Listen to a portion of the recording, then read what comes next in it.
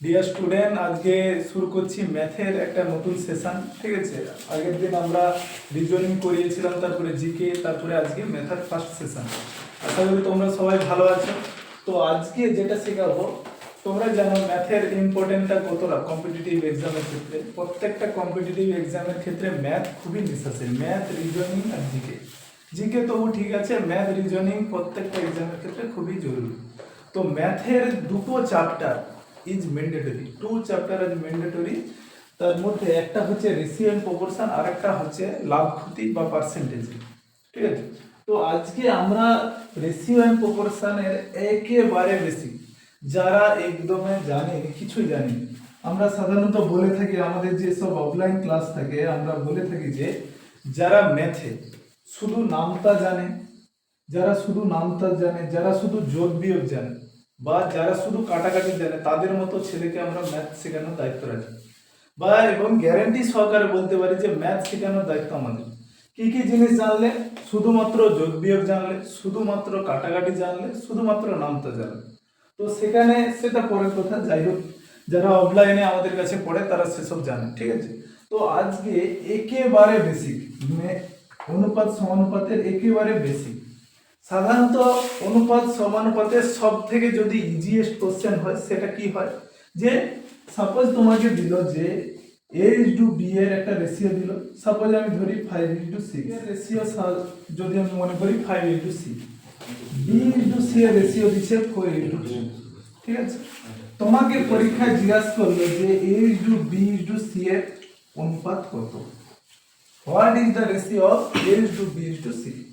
তাহলে এখানে আমি একেবারে ছোটবেলা থেকে আমরা যেটা জানি, বা সাধারণত হার টিচার যে জিনিসটা করিয়ে থাকে, সেটা হলো আমার 1 নম্বর মেথডে সেটা থাকবে, 2 নম্বর থাকবে অ্যারো মেথড বা অ্যারো পদ্ধতি, আর 3 নম্বর আমাদের মেথড বা যেটাকে আমি বলি চিটিং,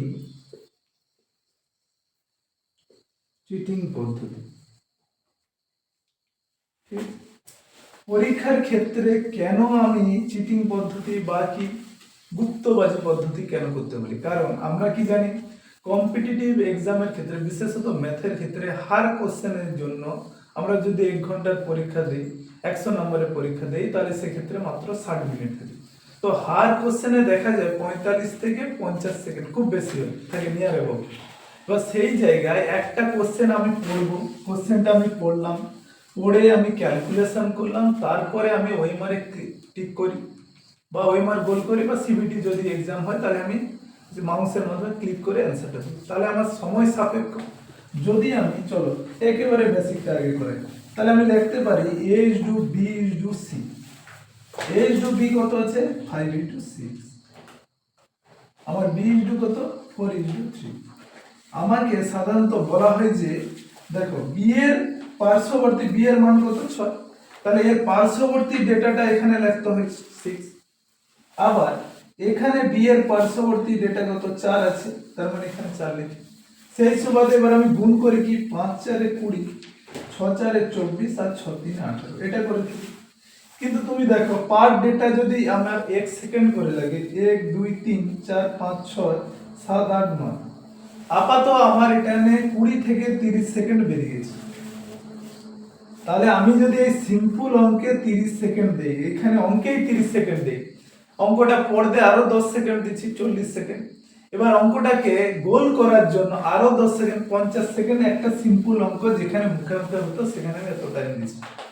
2 নম্বর মেথডে চলি, চলো এটা তো সবাই করে। 2 নম্বর এর থেকে আরো টাইম কমবে, সেটা দেখি কিভাবে। তাহলে আমি আবার লিখি A is to B is to C. A is to B কত দিচ্ছে? 5:6। বি ইজ টু সি কত দিচ্ছে? 4:3।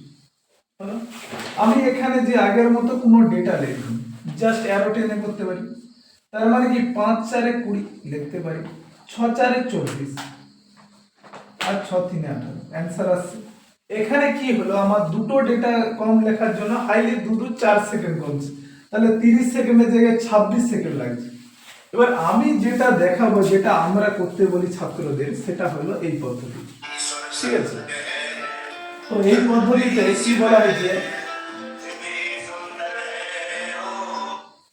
এই পদ্ধতিতে কি বলা হয়েছে, সাধারণত অনুপাতের আমি যেহেতু বেসিক করাচ্ছি সেখানে আমি a/b এর রেশিও কত 5:6।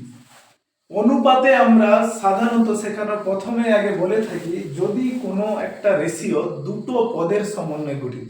এবার প্রশ্ন আসবে যে স্যার দুটো পদ কি কি? দুটো পদ বলতে একটা পূর্বপদ আর একটা পরপদ। পূর্বপদ কোনটি? যেটা পূর্বে থাকে, পূর্ব কথার অর্থ হচ্ছে আগে, এটা পূর্বপদ, এটা কি পরপদ। পরপদ তাহলে অনুপাত দুটো পদের সমন্বয় বলছি, একটা পূর্বপদ আর একটা পরপদ।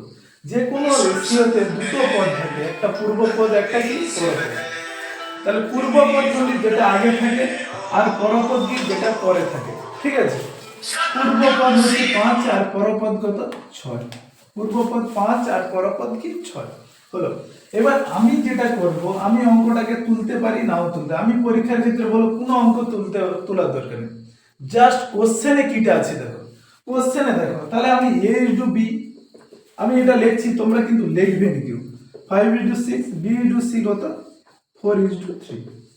তাহলে a/b এর মধ্যে পূর্বপদ কোনটি? a/b এর মধ্যে পূর্বপদ হচ্ছে 5 আর b/c এর মধ্যে পূর্বপদ কত 4।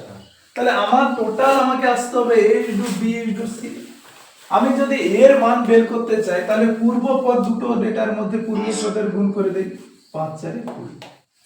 আমি যদি সি এর মান বের করতে চাই পরপদ গুণফল করি, এটা কি পরপদ? আমি বলছিলাম যে এখানে পরপদ কোনটা 6, তাহলে a/b এর মধ্যে পরপদ 6, এর পরপদ কত 3, তাহলে 6 3 18 হলো 6।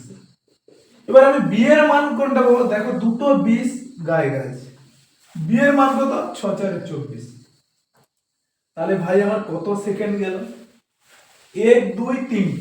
আমি বলবো তাও এটা লেখে করতে না, ডাইরেক্ট কোশ্চেন দেখো, কোশ্চেনে নিশ্চয় তোমার আছে 5:6 4:3। আমি কোশ্চেনেই পেয়ে গেছি এই ডেটাটা।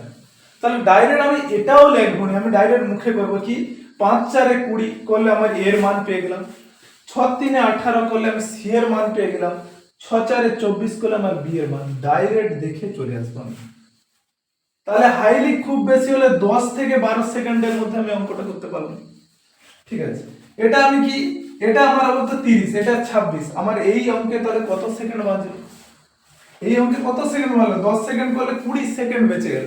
ওই 20 সেকেন্ডে আমি আরো একটা অঙ্ক করতে পারবো। চলো এর অনুরূপ একটা অঙ্ক তোমাকে আমি করতে দিলাম হোম টাস্ক হিসাবে।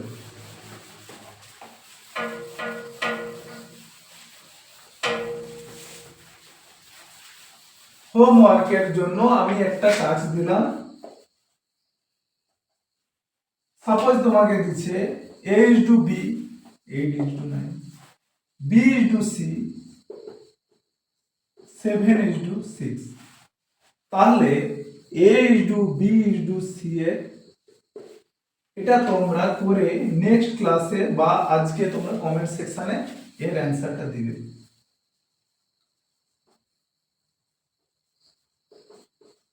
অ্যানসারটা জানাবে। এবার যদি তোমরা চাও আমি এর অপশন দিতে পারি a b c d, a/b/c যার রেশিও কত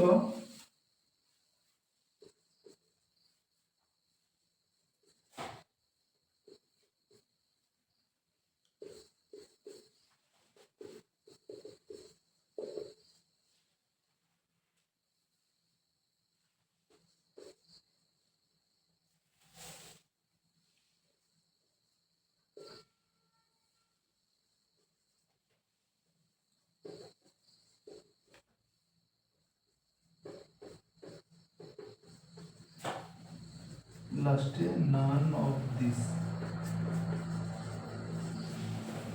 এইটা তোমাদের হোম টাস্ক হিসাবে থাকলো। a/b 8:9, b/6 7:6 আর a/b/c এর মান কত হবে। ঠিক আছে, এটা কমেন্ট সেকশনে কমেন্ট করে জানাবে তোমরা। ওকে।